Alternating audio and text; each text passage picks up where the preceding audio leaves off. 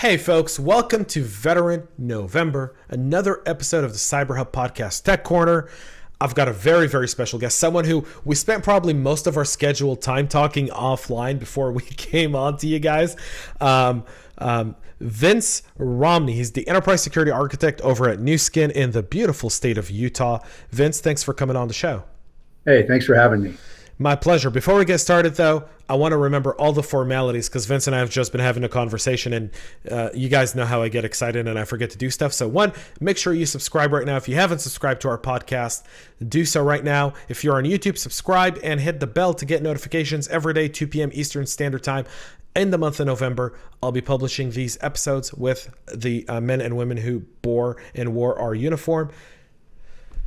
Vince, finally, we get to do something on record after an awesome conversation. And so, I know what branch of the military you served on, but our listeners don't. Would you care to share with some of them what you did in the service?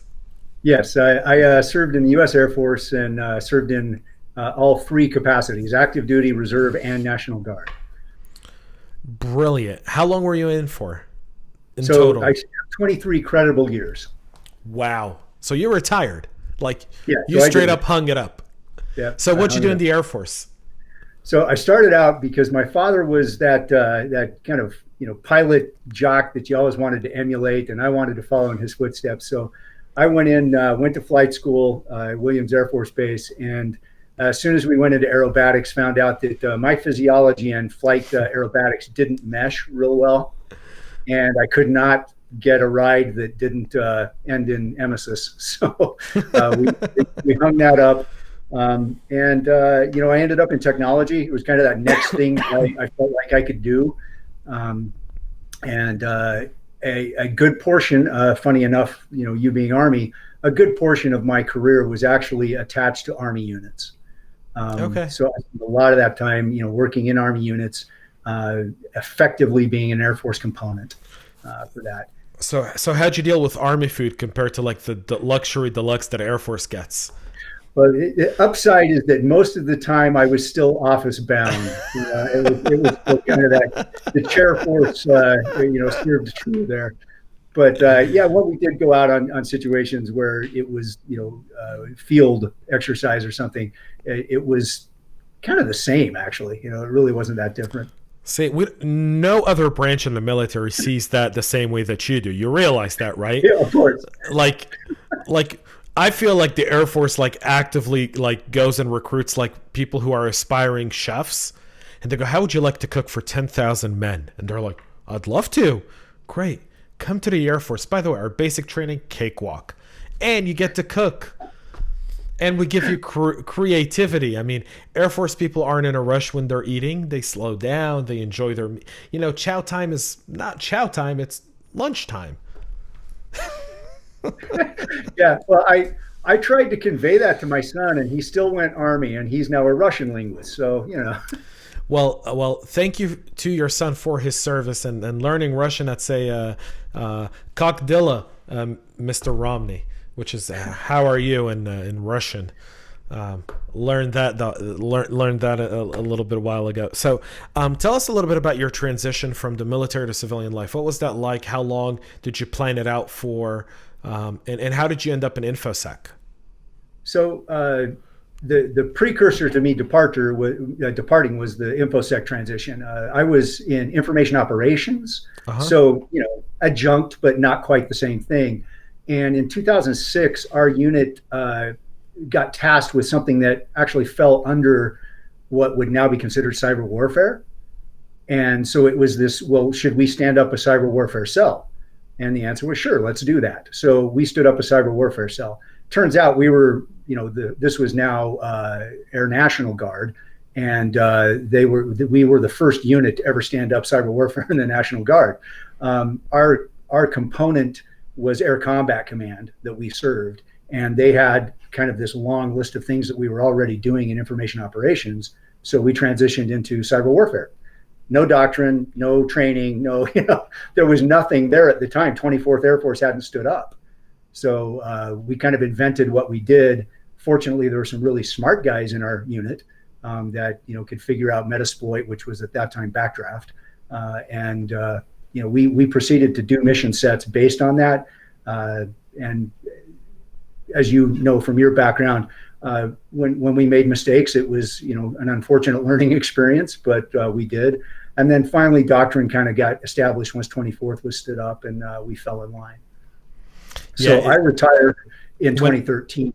Wow. So you're fresh off of retiring, and so how did you transition into InfoSec? What was that like? Well, fortunately, that process of being in cyber warfare at least gave me some background, and going into InfoSec in the civilian sector as a full-time position really just came as that, well, nobody in this IT group knows much about what they should even be looking for.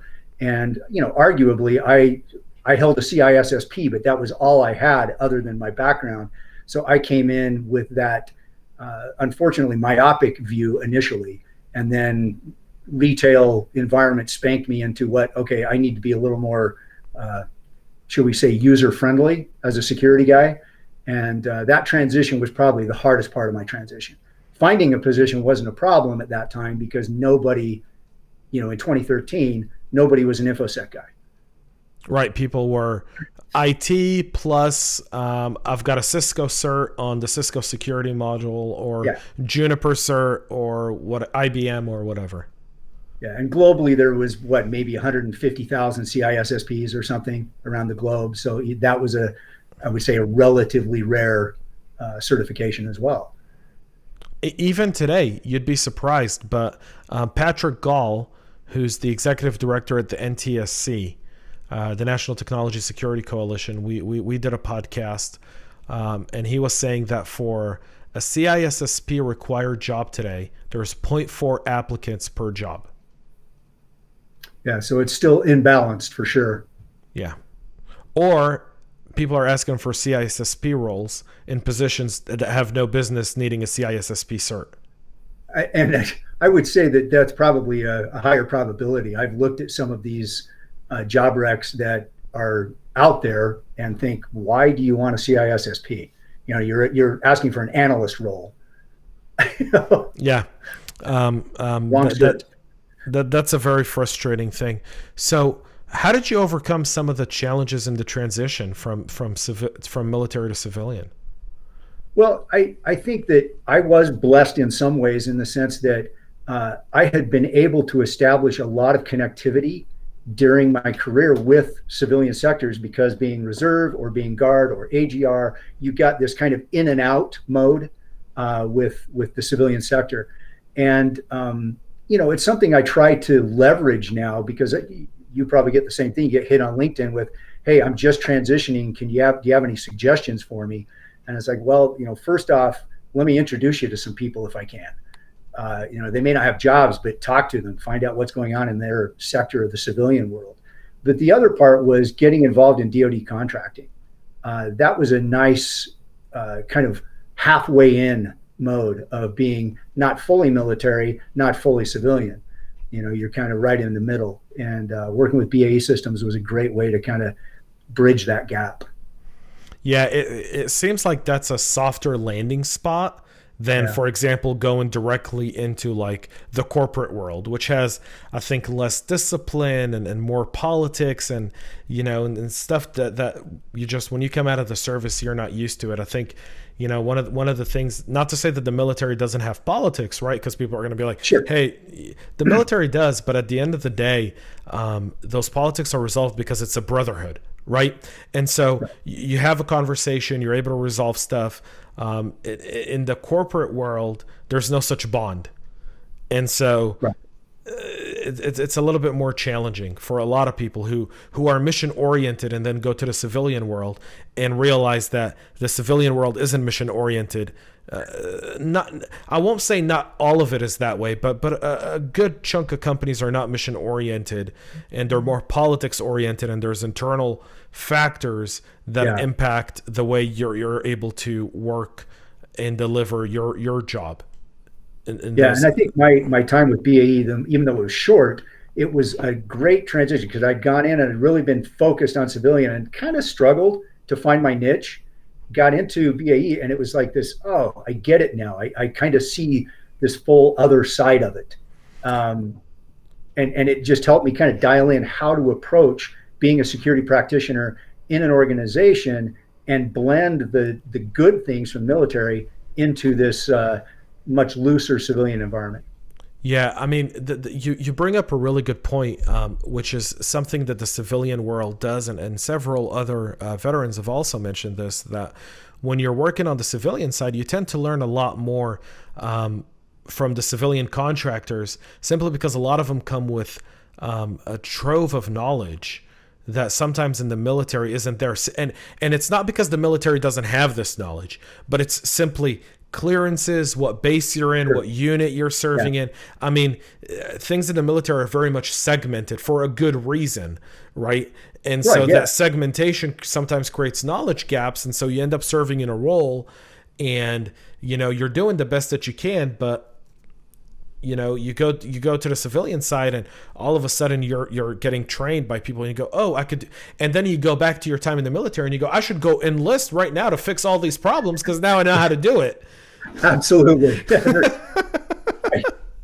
I'll be honest, I've actually written a couple of patents based on stuff. I went, why are we doing this way in the military, when I got out and had time to actually back up and think and see things through kind of that civilian sector I thought there's a niche there, man, and so not that anything's come of those patents, but it's been fun to write those and go through that thought experiment and say, yeah, you could fix it by doing X. Well, I think that's one of the aspects of our military that's amazing, and what I like about some people don't like the DoD establishment, meaning the companies that serve the DoD, the BAEs, the Boozes, the Lockheeds, but they're too big.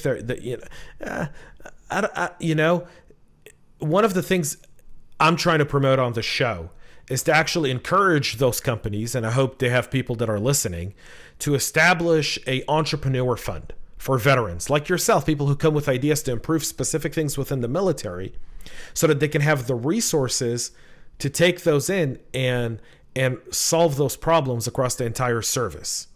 Yeah, that's a brilliant concept, because I can guarantee there's a ton of those thoughts that pass through people's heads, and either just the fact that they're siloed in a given project, or to your point, in a specialty, they don't have the opportunity to pursue those, and that'd be pretty interesting. Like, I really think, I was telling you offline, I spent time in Israel. My wife's Israeli. She's amazing. I think she was a Mossad agent. I don't know. I'm afraid to ask. I don't want to die. And so people always ask me, to go, why do you think the cyber industry in Israel, we see a lot of cyber technology come out of Israel? Yeah. And I've said this on previous podcasts, and I'll repeat it, because the more I say it, the more it'll sink in, and maybe we can get some action. And that's the point of these podcasts, is to really try to derive change. Is the Israeli government supports entrepreneurship from their big military units. Because you think of every cyber technology that comes out of Israel, they solved the problem in the military, and now they're saying, the military is like, yeah, we've solved this problem. This problem is done for us. We've got it. Now go sell it to everyone else. And they have they've created a investor structure, right, with VCs and with companies that are willing to go and give that idea a shot. Cool. And then the Israeli defense establishment, as you're building your technology, gives you an open door to come back in and pitch what you're working on, and they'll be your first customers. So they've created this ecosystem, and I think if we saw that in this country, it would be unbelievable. Because we have so many people like yourself, Vince. I know so many people that are like, man, people that were in DISA, and they go, oh my God, like, this is the most inefficient military unit of all military units, right? Underfunded, just, one person is thrown 12 different jobs to do. And so, like, you just look at that and you go, wow, if only we could take some of these patents, some of these ideas, and really enact it. But veterans, we come out, we don't know how to start a business. We're not given a course in entrepreneurship. We go to university, we go to school, we're given the GI Bill to up our education, but we're not really supported to be business leaders. And I think that's where we're missing it. I think there's a gap right there in that transition where if only we focused a little bit more on business leadership and entrepreneurship, we would have, if you think this country is great now, imagine what we would do then. Yeah, because there's huge technical talent. The technical is what you learn. You become very skilled in a given Right. environment. But applying that outside of the niche that they've provided you to work in, that's the hardest part. And I always say the opportunity I received in the military, I can't ever express enough gratitude that I was given the opportunity to do the things I got to do, because it was exposure to things never would have happened in a civilian's lifestyle. Right. But Right. now taking that and applying it in the civilian world, I've had to bump up a bunch of times against walls that I didn't know were there just because I was unaware of it. Yeah. The stuff that you do in the service is so rewarding. And it's funny because, whenever you meet people and they know you're in the service, the first thing they say is thank you for your service. And I kind of want to turn around and say, no, thank you for your service. Because thank you for paying your taxes. Thank you for allowing us to have the money to go out and do the things that we do to protect this nation. Because without that, we wouldn't be where we are today. I actually do say that frequently. When someone finds out, I say, thank you, sir. I say, thank you for allowing me that opportunity. Yeah. So tell us a little bit about what, so you started in cyber kind of, a little bit in the service, but then really kind of took off after, correct? Did you, outside of your CISSP, did you study cyber in like a university, or did you just take some of those certs? So it was the certs and the training processes in the military that I had gone through. So I had basically 6.5 years of full-time cyber in the military. And then out of that, when I got into the civilian sector, that's when I started looking and just educating myself through various resources, and not only getting certs and just specific training, but also just understanding how business works. I mean, that was probably one of the biggest things for me was, all right, if I can understand how this business model works, I can then look at it from my perspective back when I was in the Air Force as how would I kill this? How would I take advantage of this? And then that lets me look at it as, all right, now I can defend that. I kind of know where I might hit it. Now I can look at it from a defensive posture and say, how would I protect it? And as that happened and I started studying, I'll tell you, I do probably more vendor sessions than most people would even think is a good thing to do. But when a vendor pings me and says, I want to show you my product, I'm upfront with them. I say, great, I am not buying, but I'm happy to look at your product because I want to understand what you're doing. And I do that a lot now so that I can point to a given product and say, you know what, this niche, let's say any given niche of that EDR or whatever has these players in it, and this is how they're approaching it. And each one of them has an advantage. But for me, it just gives me a greater understanding of that space. So they serve me by doing that. I guess I give them their little tick box that says, yes, I did so many presentations this month. And, granted, for the company I work for, we occasionally find something we want to buy. But that's how I've tried to step it up, is understanding more and more about what product solutions are out there, because it just gives me insight into that space. So, based on what you're saying, I will tell you this. I tell veterans sometimes, or people who are transitioning, they send me a message 3 months before they're out of service, and they go, "Hey, I'm discharging in 3 months, and I'm really thinking about cyber." And I always tell them, like, "Hey, go find a boot camp that you can do immediately after." I think that's a good intro. If you come out of a boot camp and you're still excited and you still want to do this, then go plug right in. Yeah, that's reasonable. Especially if you were combat, or if you were logistics or supply chain, people who weren't really in IT.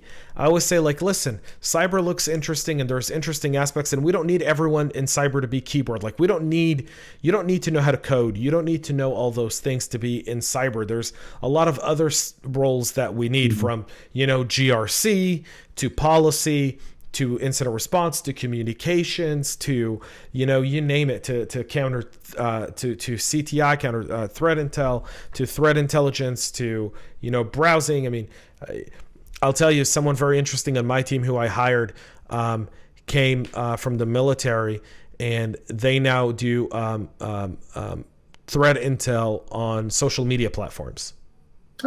Yeah. So they don't know how to code, they don't know how to do anything, but they know how to do one thing, and one thing really, really good. And that's one of the advantages to military training in general, is you learn how to become good at what you've been told to become good at. Yeah, I mean, this person, though, he's so likable. Like, I hate him for how likable he is. I mean, there's just some people who are just, like, even online, they're just likable. You're like, how do you get so many likes? Like what? Like, I can put the same post that this person does, and he'll get 10 times more likes than me. And I'm like, how? Right? But he's a very likable person. And let me tell you, he's an asset in threat intel. An asset. He gets information. He's able to get a sample of data for us to test. Stuff like that just is amazing. Yeah. Well, so, it's just a really good skill set that comes out of just being in the military successfully. If you navigated a career in the military, there is value just in that process. Yeah, absolutely. So tell us a little bit about what you're doing today in the civilian world. The biggest portion of my day is really spent trying to take a 35-year-old company with all of that incumbent technical debt. That is also a very progressive, they're trying to really leapfrog forward, jump up to the cloud in a lift and shift just as I was coming on board, acquired companies to bring into their portfolio, just all this stuff. And of course, stood up a security program at the same time, because before that had one guy that, bless his heart, somehow managed to keep some level of security at that company. And he finally left before I came on board. But now there's a full security program that's building out, and so it's evolving from that environment. So on a regular basis, we're really looking at what have we uncovered today that has to be addressed, and how do we roadmap all of the things that need to happen. Because it's easy to walk into a situation, and I'm grateful I have a really great CISO to work with. Mark Millen's a great guy, just one of those genuine people that you enjoy working with. And it's, hey, Mark, here's all of this great stuff that we uncovered this week. Let's see how we can prioritize this with the senior leadership. And he'll go fight that fight and, kind of build the case. But it really is a day-to-day evolution. There's no maintenance going on right now. It's all build. And I think for me, that's a lot of fun. And for a lot of people, that's a lot of fun. The build is the funnest part, yeah. Right? The maintenance is mundane. Yeah, your day-to-day stuff, and we haven't got there yet. I think there's still so much activity in that space. And it's great because you can look back and say, man, in the past 12 months, look at all the wins. It's great to be able to be in a position to do that. I recognize that down the road, that's going to ebb. We're gonna have a lot less of those wins. It's gonna be more maintenance, but it's fun to be in that space right now. So it is really day to day. What are we doing? How's this current project building, and what do we have to do next? Yeah, that's I always like to tell people, building is a lot of fun. The mundane stuff is how you make sure that what you built doesn't get taken down, and actually proves value. Right. And that's one of the things that we're doing right now, is trying to map what we're building down the road to say, yes, we're investing here, but how are we going to show value once this is up and running? And so even in the acquisition process, that's one of the things that a lot of the leadership at Newskin now actually came from AWS in the technical side. They moved over from AWS to take on the roles here. And they brought with them that concept of the press release, which is when you're looking for the requisition, you write a press release for 2 years down the road. And that's a good exercise. because you're going to have to prove this is how I'm going to show value, and then you got to follow that roadmap. Yeah, I like what you said, and something that's resonating with me is I had to learn the business. And when veterans always talk about the struggle in civilian life, I think the struggle comes from the military, as great as it is, and it's a great thing, teaches you to think within a box most of the time, depending on your role. Follow orders. Do what you need to do. This is your job. If you're in a tank, these are the 5 actions you take, right? Rinse, wash, rinse, repeat, right? Yep.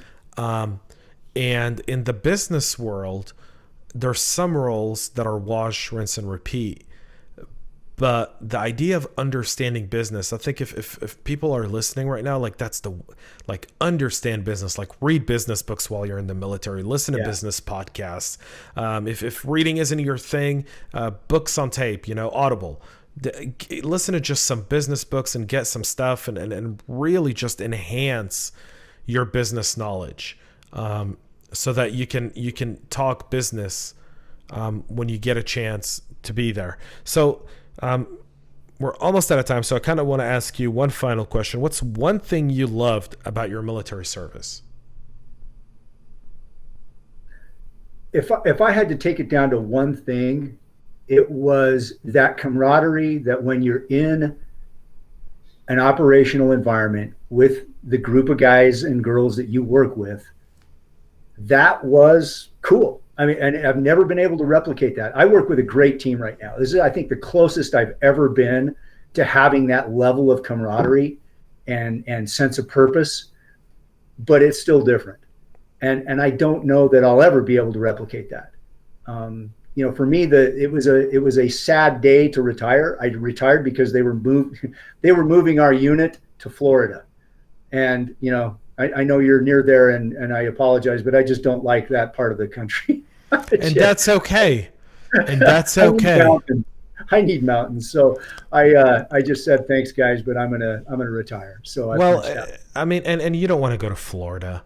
I mean, if you live in Utah, Colorado, Wyoming, Montana, you don't want to go to, you don't we had to go to, every time we went somewhere, we started by going to Tyndall.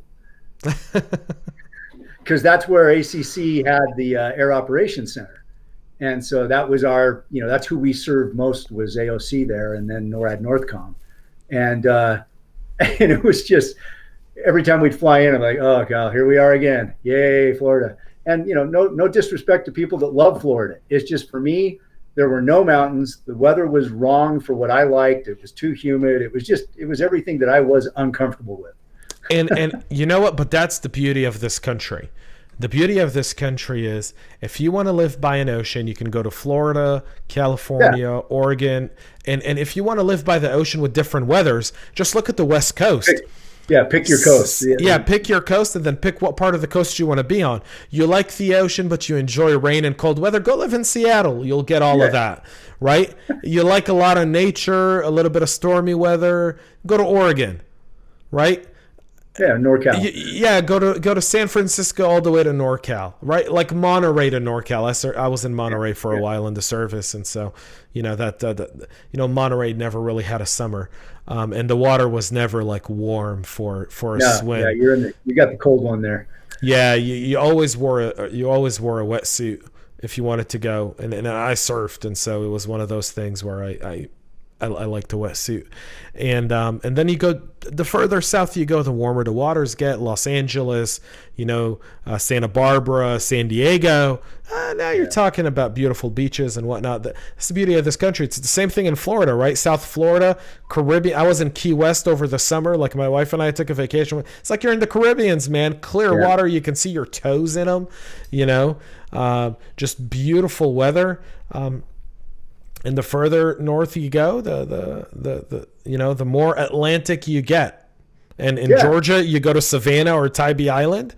I remember when my wife and I moved to Georgia, we're used to the ocean in Israel, and so we're used to like clear, beautiful, just beautiful sand, beautiful beaches.